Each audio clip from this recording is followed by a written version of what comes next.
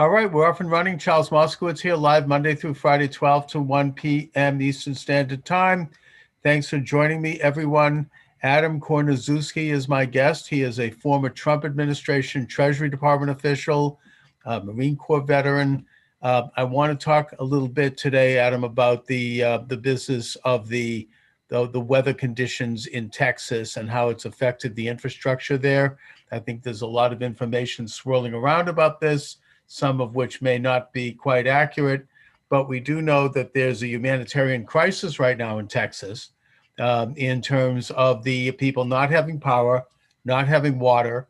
There's, people have died already. There's been carbon monoxide poisoning and other conditions, and it's a terrible situation. So, Adam, thanks for joining me. And I guess that my first and I think somewhat obvious question is, where is the Biden administration? Right? I mean, this to me looks like Katrina. Yeah, well, what is going on with them? I hope everybody's sitting down for this one and, not next to anything they can throw. But on February 14th for Valentine's Day, the Department of Energy under the temporary acting secretary under Biden issued an order that yes, the Texas natural gas power plants can exceed their environmental standards, but only to the point of being able to produce energy at $1,500 per megawatt hour, which is normally the price during peak energy prices in Texas is about $100 per megawatt hour, and it normally averages about this time of year around $19, $20. So it's not a meaningful amount of extra production because that's the floor that they can drop the price down to. So basically, the Biden Energy Department just threw the middle finger at Texas. They're like, "Hey, well, all this energy failure and the up and running plants that you have, you can't produce more." So you're telling me that the Biden administration, coming into power a day or two after it was installed, they actually signed some kind of an executive order limiting the volume of energy that the Texas oil producers, the plants could produce? So generally speaking, the Department of Energy throttles how much power every power plant in the country can produce, mostly because they don't want these power plants to burn out before their time. These are extremely expensive infrastructure projects, and so they try to keep them both within environmental regulation as well as just a standard operating procedure of kind of a mid-level hum the whole time, so that they are producing steady electricity, but they're also not overtaxing themselves. So this is the power of the fossil fuel of burning carbon-based fuels, so natural gas, oil, coal, and even nuclear, is that you can increase the amount of power that you produce by throwing more fuel into the fire. So to speak. But yet I would think that there might be a waiver during an emergency. I mean, obviously this is Hurricane Katrina territory. Well, they need to produce more energy. That was the waiver. So that's basically, they gave the middle finger to Texas. It was that, hey, you can't produce that much more electricity than what you're already producing. I see. So they would not let them have an extra waiver to produce more energy. Right. They basically set the floor so high that it only looks like they provided some sort of guidance on how to manage it rather than actually manage the actual crisis or allow Texas to manage its own crisis. And this was an executive order that I assume applied to all 50 states, and that it was done before the crisis. So there was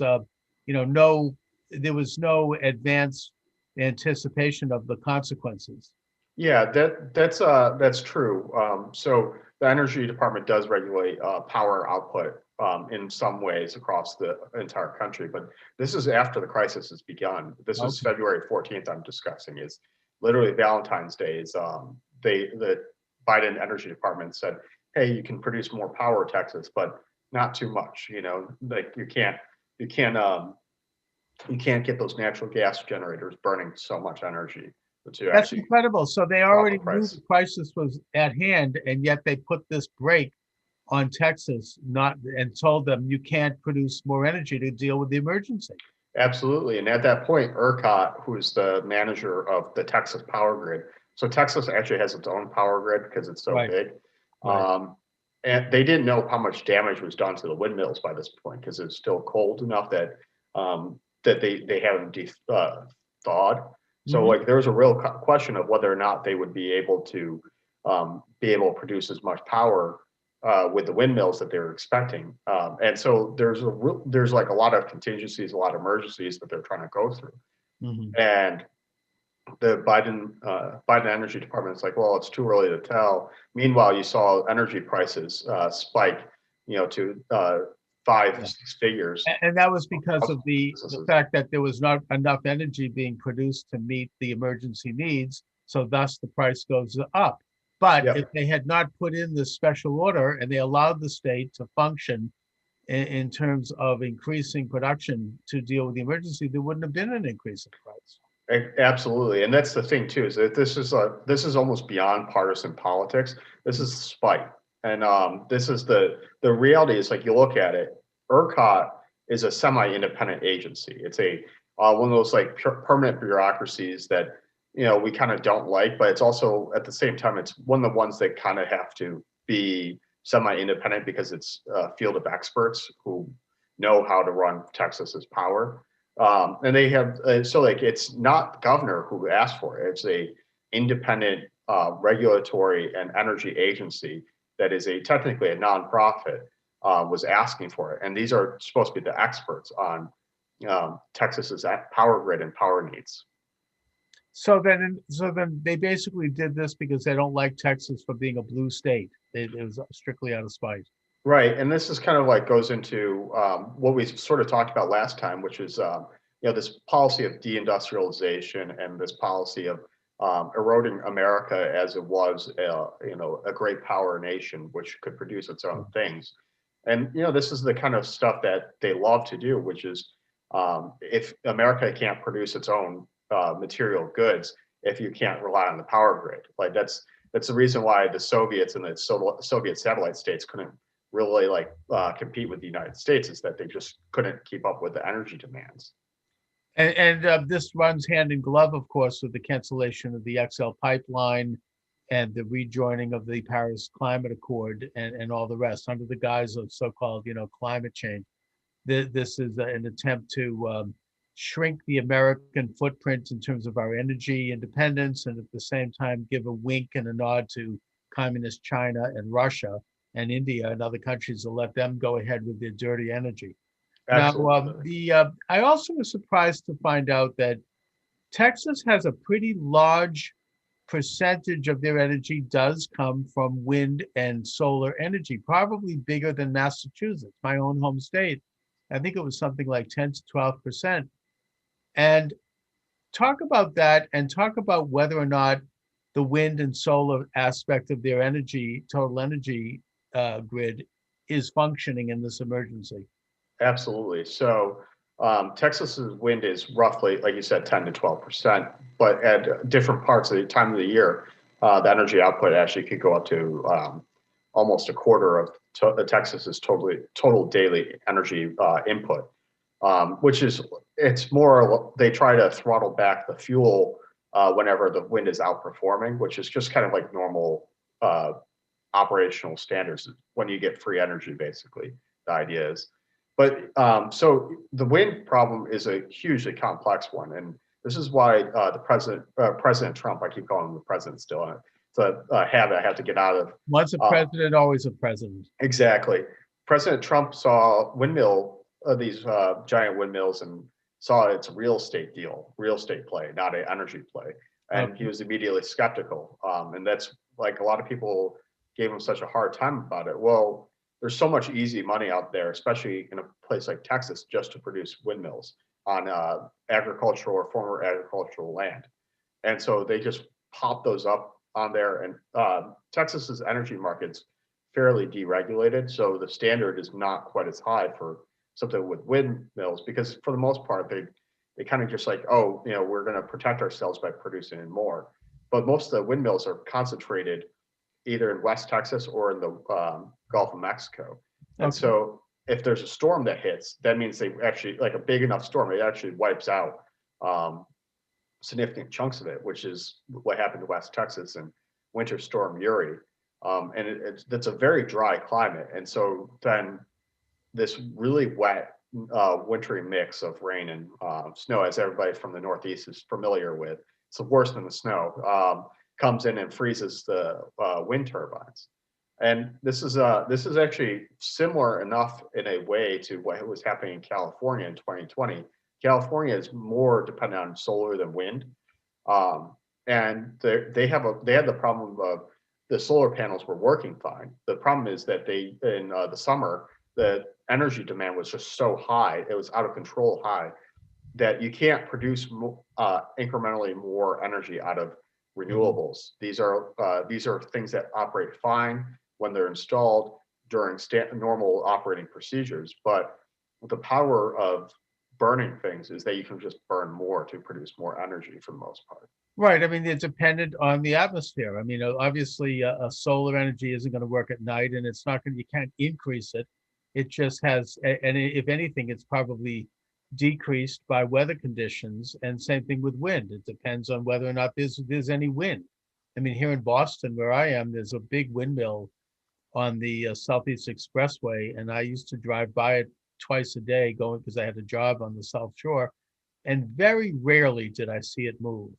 Now, that's Right. not a condemnation of wind, because I think that it has to do with location and other factors, but it's not the answer. I mean, it's only a part of the grid, and it sounds to me like Texas might have been a little bit more dependent on these fuels, these alternative energy sources, than maybe some other states.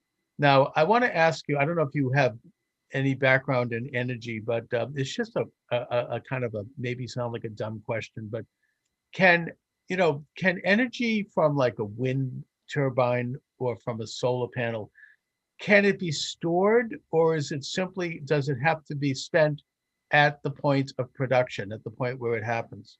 So my like real thing I love is industrial policy. So this actually fits neatly into it, and it's sort of like my hobby, I guess, in a way of speaking. So how energy is produced, it's produced very much in like the same kind of sense that you'd be doing for a factory. There is they target the production to match the demand at any given time, and they can actually real time adjust it. And so what they do is they shunt the power into the network, and they prioritize different areas. They shunt it elsewhere if it's excess, or and there's like some storage, but for the most part, like storage is actually very hard to do for this amount of power, because it's depending on you know metals and acids, and the battery that would take would be enormous. So for the most part, it's used at the point of production. And if you go onto ERCOT's website, they have probably the best website of the power grids that I've seen, at least because it's very simple. You get to see what is their daily expected demand, what is their current demand, what is their current production, and what is their maximum production if everything's cranking at any given time. And so they have like, they actually tell you like what would be the contingency production if in a case of emergencies. And so this is you can't store really energy. It's sort of like a factory. You don't want to necessarily store the things that you produce, because it's just burning a hole through your pocket. Right. I mean, the technology of storing energy probably is prohibitive. And I mean, I think that there's a couple of municipalities, I think in California, they're experimenting with lithium batteries as a means of powering, but there's all kinds of environmental problems associated with that. I mean, to mine the lithium, and I mean, it's not such a great, it's like those new light bulbs that were supposed to replace the incandescent bulb. They're environmentally worse. I mean, I know that I remember once my daughter had one, and it broke in her room, and we had to leave the house practically. I mean, the smoke coming out of that thing. Oh, And yeah, it's the ridiculous. incandescent light bulb is safer. It's actually, maybe it might use, I think, a little bit more energy, but it's environmentally speaking, I mean, it's pretty clean. So sometimes these environmental solutions to something, they're not actually good for the environment. Right. And that's the thing is you have to ask yourself whenever someone tells you about some sort of environmental scheme, you have to ask yourself, is this meant to impoverish the United States, or is this actually trying to save the environment? We don't want to produce so much smoke and crap so the town becomes unlivable.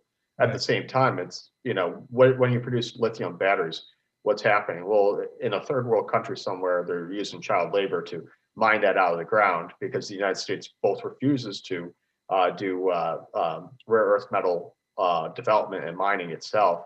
So we Mhm. use other third parties to do it. And then when we dispose of it, it goes right back to these places.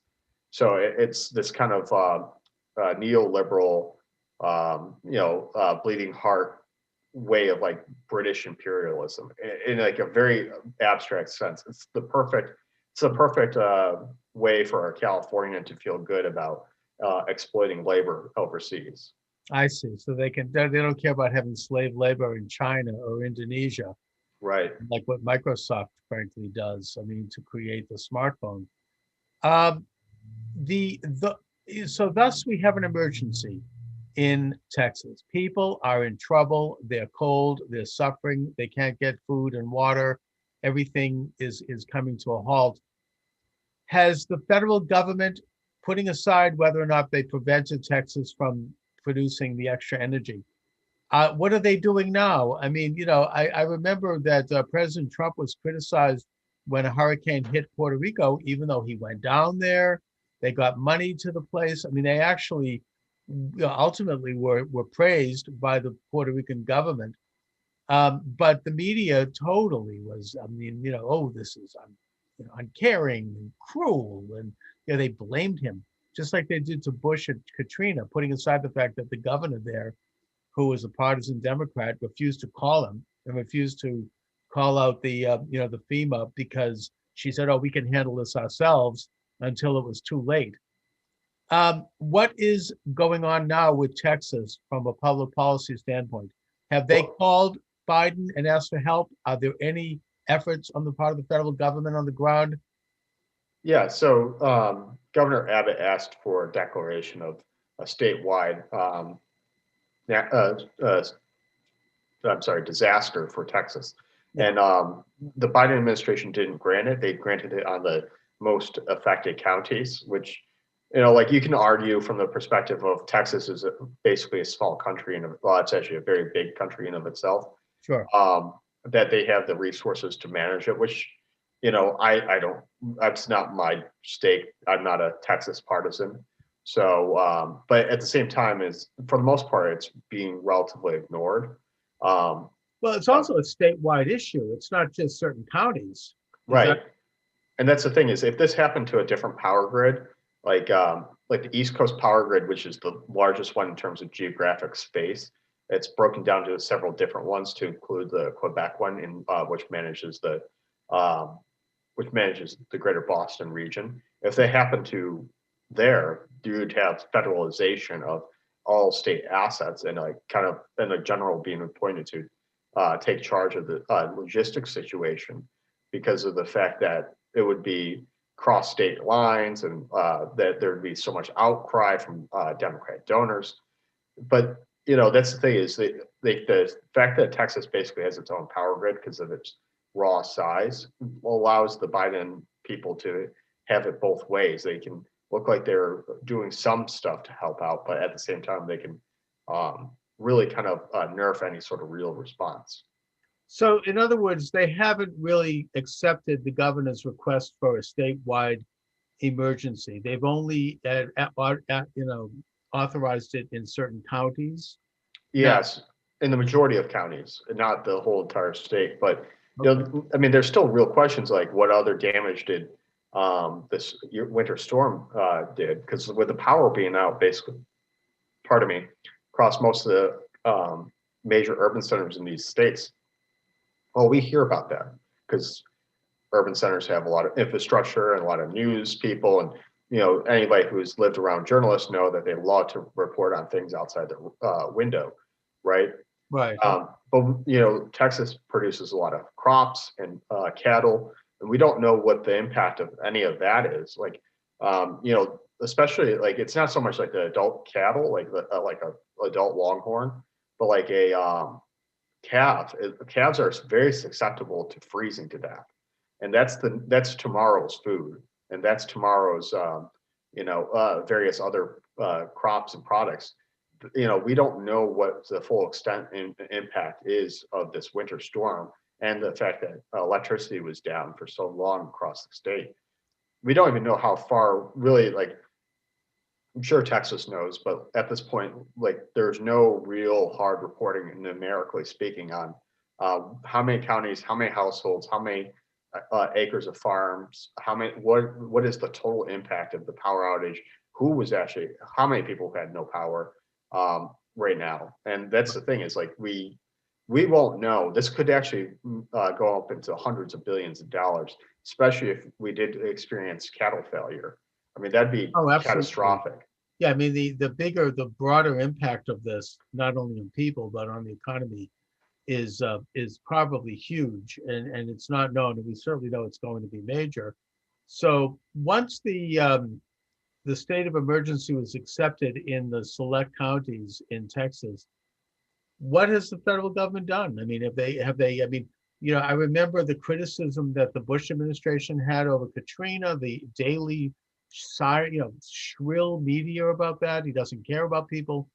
What, and I think they probably made mistakes, but they responded reasonably well. What's going on now with the federal government? Has there been any federal officials going down there? Has there been any kind of demonstration of leadership? So I know FEMA officials are down there because there is they do have a mission to at least oversee some of this stuff, just in case they do get called in. Right. And Department of Energy officials as well, because they're at the power plants. You don't shut down a nuclear reactor without the Department of Energy knowing, which they had to do because the water pipes were starting to freeze. Right. But there's really not a lot that's being done. There's kind of this sick, ironic twist of this whole entire meta-political narrative going on here. Is that Nancy Pelosi called up General Honore, who is the President Bush's commanding general during the Katrina relief, and instead of like having somebody called up to go help Texas, they call this guy up who is going to launch an inquisition against Republicans and Trump supporters. And so it's a farce. Like, they don't care. They're doing nothing. They just want to, Exactly. like they wasted all their their first energies on trying to re-impeach Trump after it's like they, it reminds me of like in the Middle Ages, when John Wycliffe translated the Bible into English. He was executed, and Right. I think it was about 50 years later, the church dug up his body and then burned the bones again and put it back. So I mean, it's kind of like, they're focusing their rage on this, and they're just they're doing nothing. Now, one of the criticisms on the part of the left generally is that there's something wrong with Texas in that they have a more privatized utilities system, and that this is responsible. That's to blame for this. And that if it had been maybe a more blue state, I don't know, with the federal government running it or the state, it wouldn't have happened. What do you say to that? So I've been trying to dig into that, and it's very hard because real estate deals are very complex, and like you got to think of once again solar and wind as real estate deals first, because even though there's an energy developer there, there's a lot of transactions that are going on behind the scenes, and there is some ground to it. The Bush family was very big into deregulating certain parts of Texas. And the current Texas Land Commissioner is George P. Bush, son of Jeb Bush. And, he's big into land development. Obviously, it's his job as well. But so there might be something there. At the same time, the reason why it's as deregulated as it is isn't because of some pure libertarian idealism. It's primarily because that they haven't had to go through so many complex layers to build more power plants and source energy and all that. So like a state like New York, where I'm from originally, we have nuclear, we have hydroelectric, major hydroelectric, we have wind, we have solar, sort of. We have we used to have coal, we have natural gas. We had it all, and it's primarily because the New York's so old that it's been able to try everything, and it's so geographically multivariate that there's a lot of complexities to it, and the real estate's just expensive relative to Texas. Whereas Texas, there's gas and oil coming out of the ground, relatively speaking. Right. It's flat and it's easy to build on for like a power plant. So it's Texas doesn't have to go through quite as much considerations when they build a new power plant.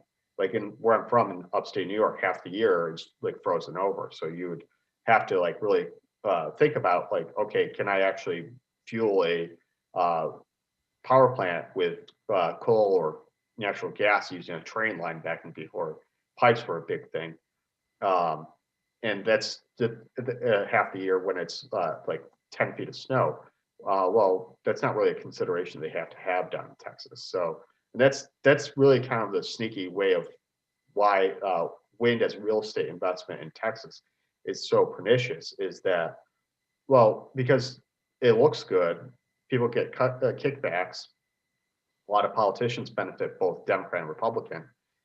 And, you know, for the most part, it's really not a big deal. No one really cares because they could just build windmills and then connect it to a power grid. And then, you know, for the most part, 99% of the time, 98% of the time, nothing happens, like other than repairing them. But, you know, with them all being built in this really cheap land out in West Texas or in the ocean, or sorry, the Gulf of Mexico in particular, it's, you know, they're putting so many eggs in one basket that they're kind of ignoring the rest of the power grid in terms of infrastructure upgrades. So in a sense, it sounds like the power grid and the infrastructure is kind of a patchwork of different things, and sort of a quasi-public, quasi-private type situation. Very similar, it reminds me of New Orleans before the Katrina, when you had these little corrupt agencies, each of them running a levee along the lake, and you know, they really weren't doing their job.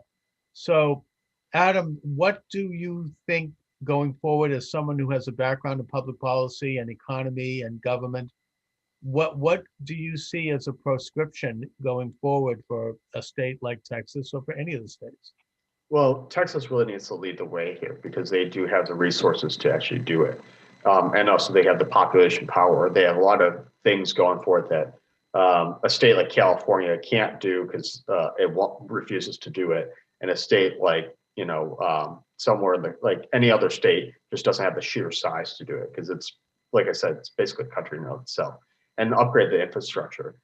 They need to really think about, do they want 10 to a quarter of their power being produced by wind? When the natural gas generators when they started to try to kick them up in terms of production volume during the immediate emergency, they depressurized the line because they're burning so much extra natural gas that the natural gas lines started to freeze at the wellheads. Which means that they just can't produce. They couldn't produce enough natural gas out of the ground. The inflow wasn't high enough. So that's another concern. Another concern is that, and they're right now constructing these. There's things called interconnectors that connect Texas to other power grids. There's one south into Mexico, one into East Coast. There's none to the West Coast, which they're right now building a universal interconnector to connect all the power grids, where all three of them meet in Oklahoma. But you know, these are very, very old. These are very old interconnectors. They're just like straight steel rods that are connected with a direct current line in between these two power grids. And because of that, the East Coast couldn't come to the rescue of Texas, which is designed to do. They are supposed to be able to pipe emergency electricity into Texas.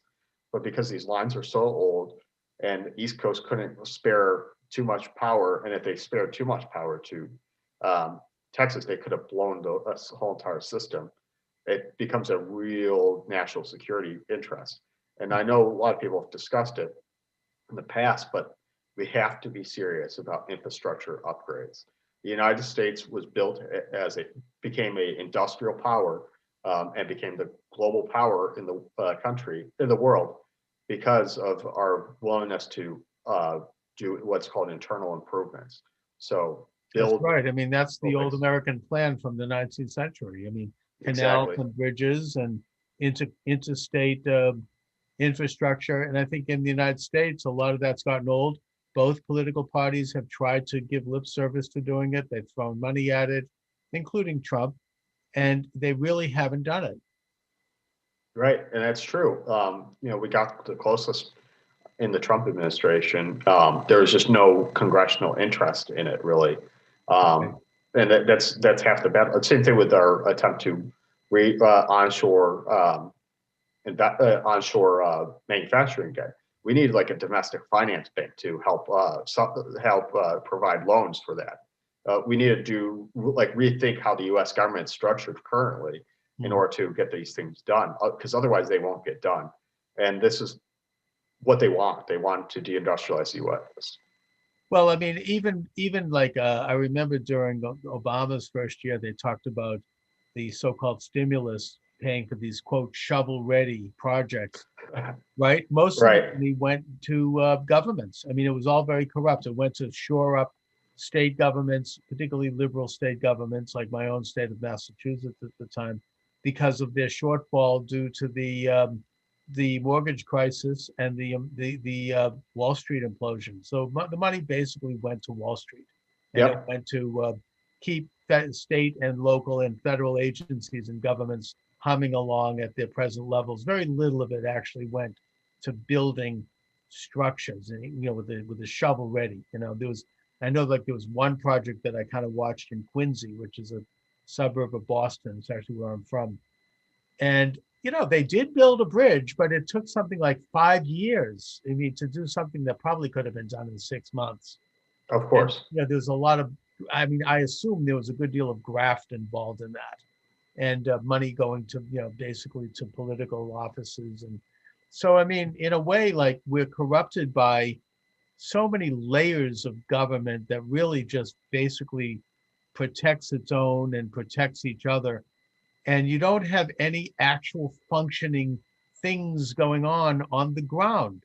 We don't have the days. I mean, here in Massachusetts, if you drive out, and by the way, I think it's a great thing.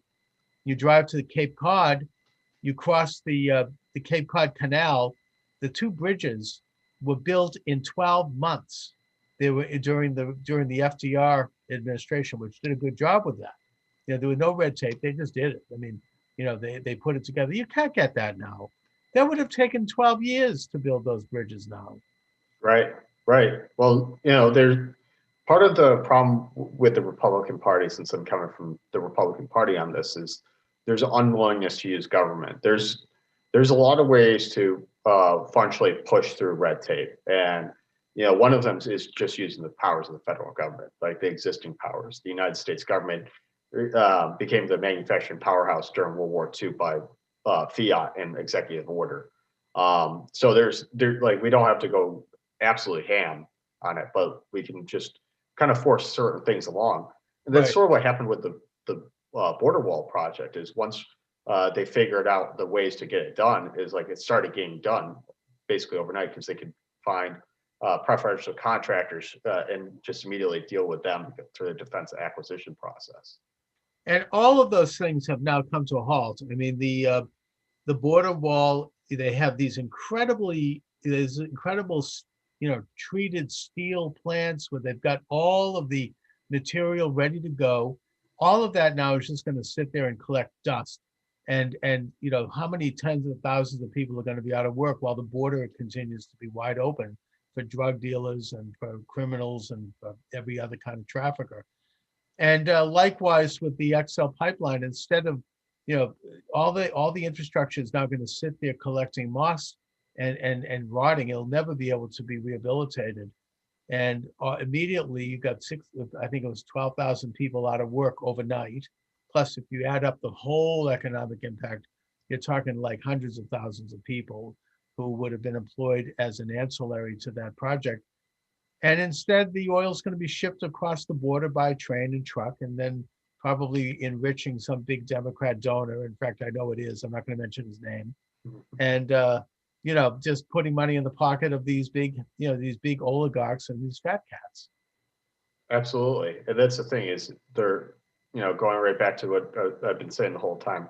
The goal is to destroy the material economy of the United States so that everybody either works in tech or they work as like some sort of coffee shop host for the tech workers. Right. And that's nowhere because of the pandemic. But right. I mean, Adam, what you're suggesting right now actually is pretty sensational. And you're saying this as a former Treasury Department official. You've served in the Marines. I mean, you've got a lot of credentials, and you are saying on this program flat out that this present administration has a policy of deindustrializing the United States and of basically ramping down whole elements of our economy and of our industrial production. Is that what you're saying? Well, it would be harder for me to say that if it wasn't them basically coming out and saying it themselves. Everything from the Paris Accords to the end of America First with the G7 conference to all these kinds of things. It's absurd. Like this is like a nightmare for anybody who cares about America as a historical thing, right? Because it's like you want to produce your own stuff. You want to have those. Anybody who cares about our own individual future, right? Exactly, and our standard of living. And so far, like their actions, even if they say that they're pro worker, pro anything, they're just going absolutely hard and as hard in the paint as they can to hurt the yeoman class of America who relies on the material economy to pay their wages. Now, like you just saw, they're starting to kick off the propaganda for war in Syria. And it's like, yeah, well, that we could predict. They're going to get back into the policy of perpetual war for perpetual peace. Right. And it's like people like me who does the fighting, so. Exactly. I mean, this was exactly what any of us predicted during during the election, that Trump, who was anti-war and who de-escalated foreign wars, forced our allies to pay for their own national defense, and at the same time promoted peace in the world. That's gone. We're going back to there was the historian Charles Austin Beard, who after World War I wrote the book called Perpetual War for Perpetual Peace, where he basically set the stage, and he was for it. He set the stage for what would become American policy going forward: international entanglements, transfer of powers to the United Nations and other international groups like the WTO. And basically, we become mercenaries for the world. We become, this is exactly what we're going back to now. It was easy. I mean, this is as predictable as predicting time. I think it's only going to be a matter of, by the end of this year, we're going to be embroiled in more war. Right. Well, I hope that's not going to happen but that's the thing is like one of the things Republicans just don't do is like take their opposition seriously when they tell them something.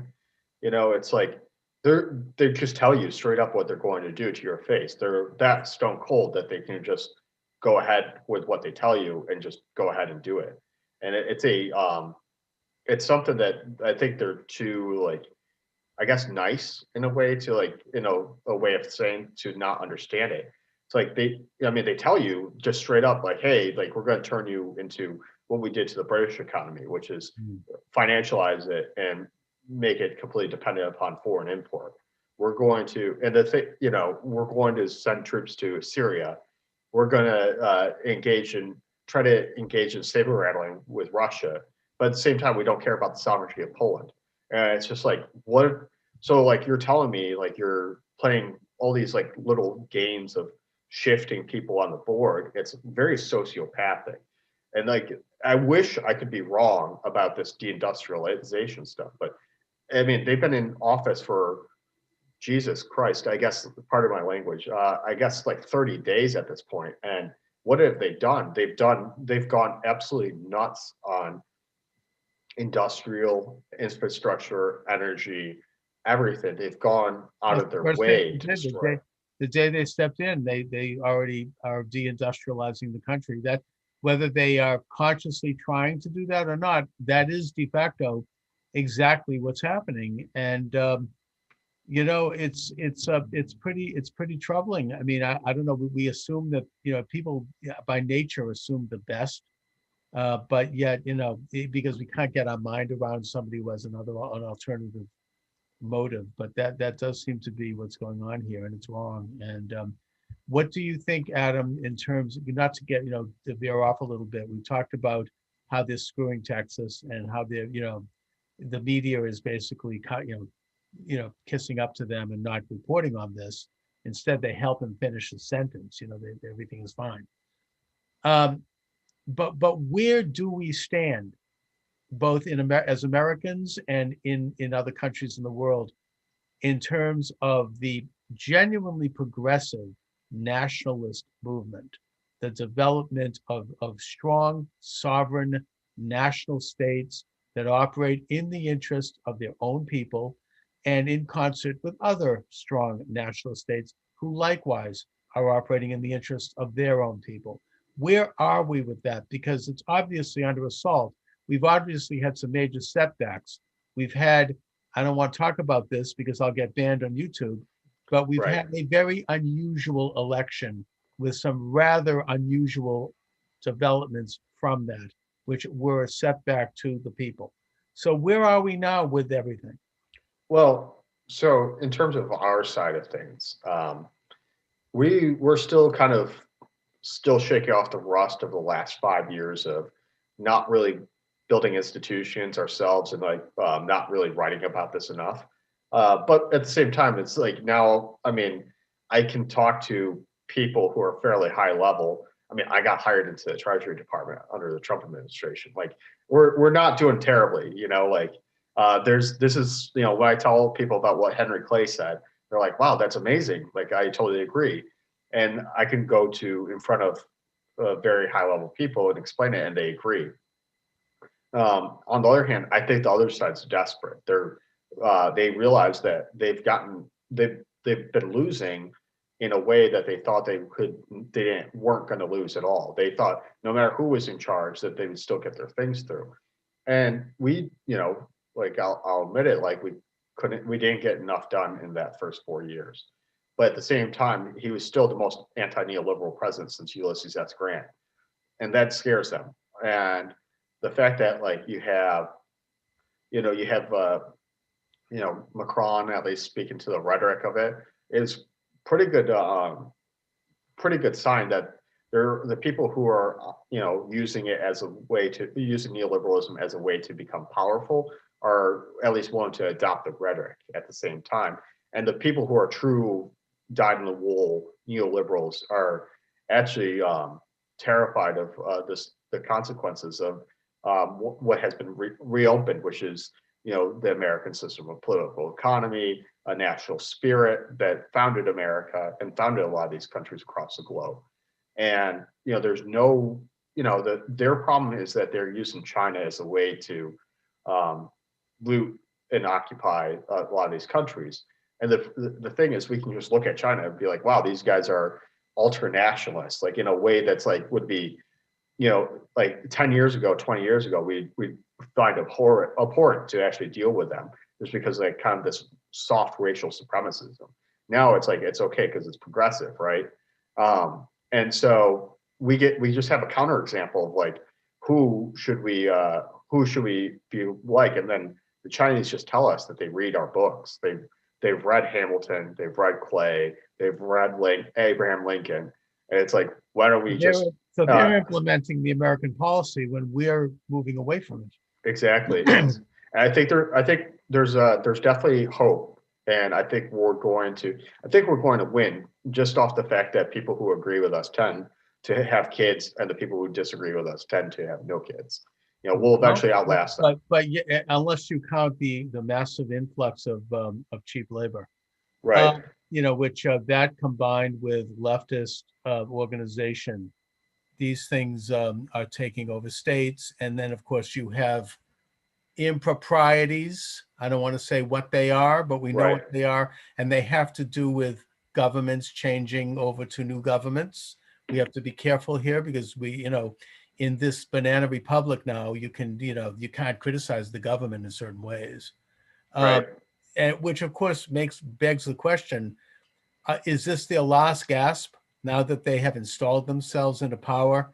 Or are they really going to clamp down here because they do control the high ground in the media, in the culture, in business, in economy, and even in the churches?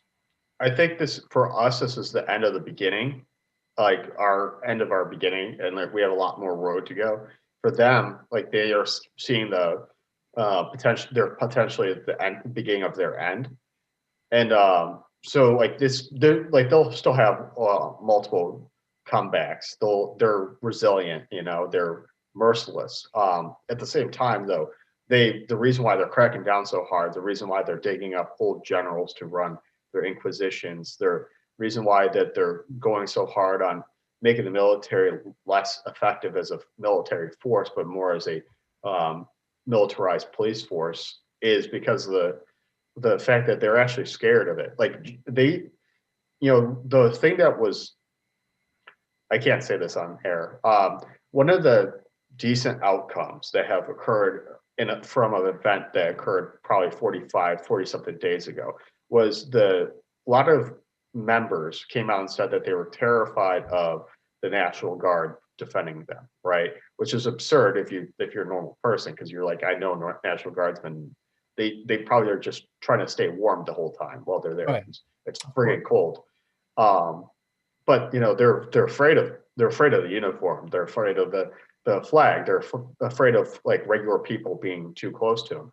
Mm-hmm. And that tells you something, that that they're afraid of the most absurd things because they're slipping. Their grasp on things are slipping. And the reason why you still see riots, even though they're diminished nowadays, is because they let the genie out of the bottle and they can't even control their own shock troops anymore. Okay, you have that, plus you still have 6,000 National Guards troops in Washington, and the Capitol looks like the green zone in Baghdad. Yeah, it's silly. It's you have to have a sense of humor when you walk by these things, because otherwise you get too mad. But you just see every 25 feet there's a guardsman there just trying to stay warm, because during the day it gets up to the 40s and 50s here. At night it's below the freezing point of water, so it's like they're constantly trying to figure out ways to like just stay comfortable. But it's like so you can't take it too seriously, otherwise you'll go mad. But we live in serious times. We live in historic times, and we're going to change the world, just one word at a time, one election at a time, and we're going to change. The world's going to change, and they're not going to like it.